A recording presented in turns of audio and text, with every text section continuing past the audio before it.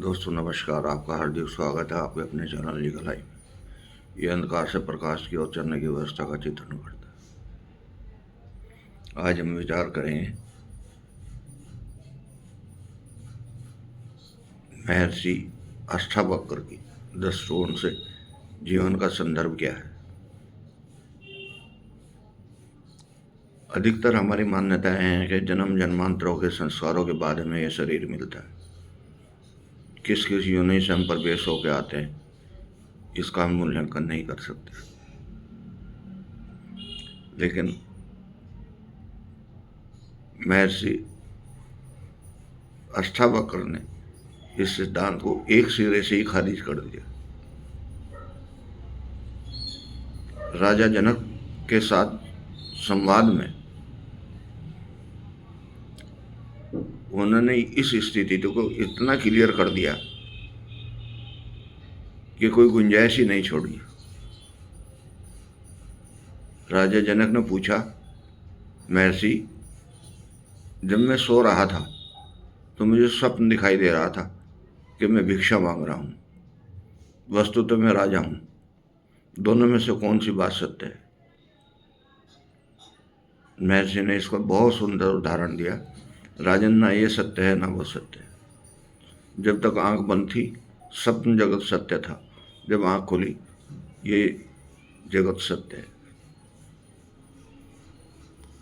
ईश्वर ने इतनी अनुभूति आदमी को दी है कि वो इस शरीर से अच्छे कार्य भी कर सकता है, बुरे कार्य भी कर सकता है। इस मन को अच्छे कार्यों में भी लगा सकता है और उच्च कोटि का इंसान भी बन सकता है और निष्कृष्ट श्रेणी में भी जा सकता है। ये सारी संभावनाएं विचारों की हैं और किसको क्या विचार सूट कर जाए ये इस बात पर डिपेंड करता है। लेकिन सच्चाई ये है कि जो सच्चे विचार हैं वो सच्चे ही रहते हैं। उनका रोशनी ऐसी है जैसे टॉर्च से आपको अंधेरे में कोई रोशनी दिखा दी हो और रास्ता आपको साफ दिखाई दे रहा हो। इसलिए अच्छे विचारों के लिए हमारे ऋषि मुनियों ने बहुत सुंदर व्यवस्थाएं बनाई। उन्होंने कहा, जब मन दुखी हो तो उसको छोड़ दो, कुछ देर जाप कर लो, कुछ देर ध्यान कर लो, कुछ देर ध्यान न बना लो, कुछ देर सब कुछ छोड़कर समाधि में चले जाओ। ये अपने आप आ जाएगा, क्योंकि इसको भी पता है कि इसका पैरामीटर क्या है। जब तक ये इस शरीर के अंदर है तब तक ही इसका पैरामीटर है। जब ये इस शरीर से बाहर निकलने की कोशिश करेगा तो इसको भी पता है कि इसका पैरामीटर क्या है, ये बाहर नहीं जा पाएगा। ये तो तब तक सांसों में कैद है जब तक ईश्वर ने इसकी परिधि बनाई है। इस परिधि से बाहर ये निकल ही नहीं सकता। और इस परिधि में इसको सही उपयुक्त करने के लिए सबसे आसान तरीका ये है कि महर्षि अष्टावक्र वाली स्थिति में आ जाए। न ये सत्य है ना वो सत्य है, जो चल रहा है वो सत्य है और जो चल रहा है उसको सत्य मानते हुए उसमें संपूर्ण रूप से डूब जाए।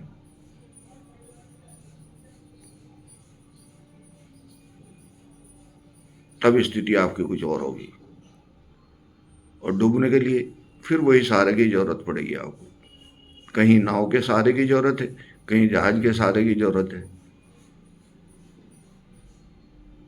ये जो शरीर है इसमें मन अलग अलग व्याधियां लेकर आता है और अलग अलग विचार पैदा करता है, अलग अलग तरंगे पैदा करता है और उन तरंगों के सहारे ये खुशी और दुख दोनों को देके जाता है। चुनना आपने, आपको खुशी चाहिए या दुख चाहिए। अगर आपको खुश चाहिए तो आपको शरणागत होना ही पड़ेगा, क्योंकि जब शरण में जाओगे तभी तो आपको कुछ अच्छी चीज़ मिलेगी।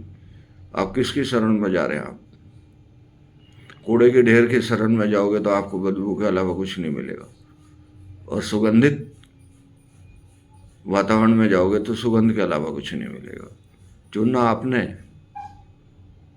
मिलना ईश्वर की कृपा दृष्टि से।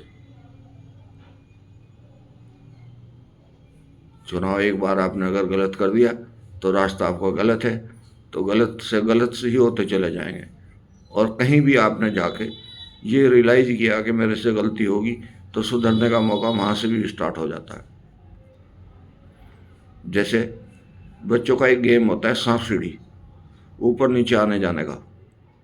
ये जीवन भी कुछ ऐसा ही है, जहाँ से चाहे इसको समर्पण होके वहीं से टर्न आउट हो सकता है, फिर ऊंचाइयों पर जा सकता है। इसके लिए आपको वही सूक्ष्म मंत्र, जाप, ध्यान, धारणा और समाधि, इनके संपर्क में जाने से ही आपको सुगंधि मिलेगी और उसी से आपका मन प्रफुल्लित रहेगा और उसी से आपके चारों तरफ का एनवायरनमेंट जो है वो शुद्ध होगा। नमस्कार।